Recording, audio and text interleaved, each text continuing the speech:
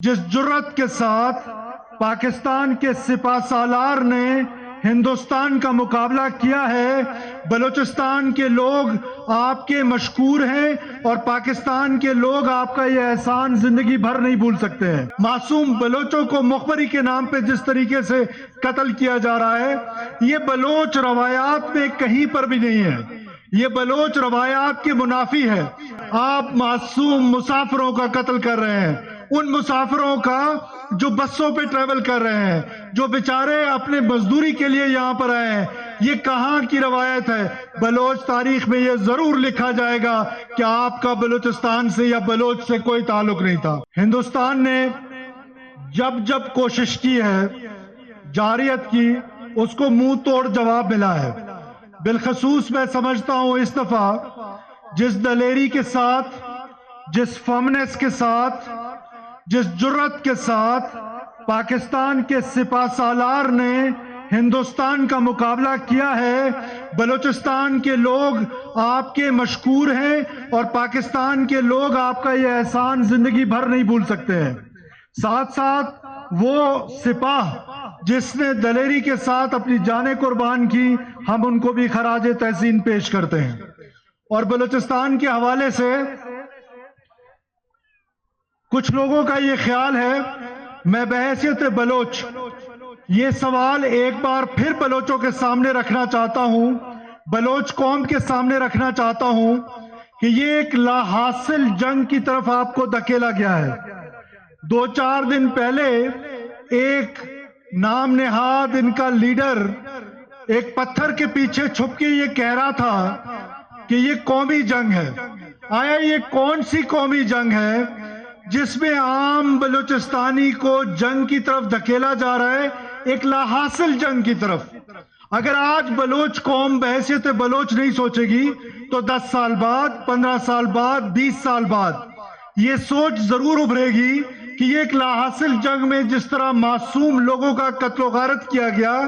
معصوم مزدوروں کا قتل و غارت کیا گیا، معصوم بلوچوں کو مخبری کے نام پہ جس طریقے سے قتل کیا جا رہا ہے، یہ بلوچ روایات میں کہیں پر بھی نہیں ہے،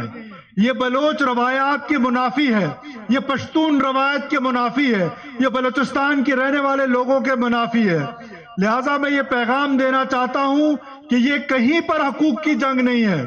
یہ صرف اور صرف آپ کے پیٹ کی جنگ ہے، اور یہ ثابت ہو گیا ہے کہ آپ ہندوستان کی پراکسی ہیں، ہندوستان کے اماں پر، عام لوگوں پر یہ جنگ مسلط کی ہوئی ہے۔ اس جنگ کا اینڈ جو ہے وہ یقیناً ریاست پاکستان کی فتح ہے۔ عام بلوچ کو آج یہ سوچ لینا چاہیے کہ جیسے ترک میں ہوا، ادھر کردستان کی جو تحریک تھی وہ کل جو ہے وہ جس طریقے سے ختم ہوئی ہے، میں اس تحریک کو بھی اسی طرح ختم دیکھ رہا ہوں۔ لیکن جتنا یہ تحریک طول پکڑے گی اتنا معصوم لوگوں کا قتل و غارت ہوگا۔ آپ کہہ رہے ہیں کہ یہ پنجابی جو ہیں وہ ایجنٹ مارے ہیں، آپ سے یہ ایجنٹ نہیں مارے جا رہے، آپ معصوم مسافروں کا قتل کر رہے ہیں، ان مسافروں کا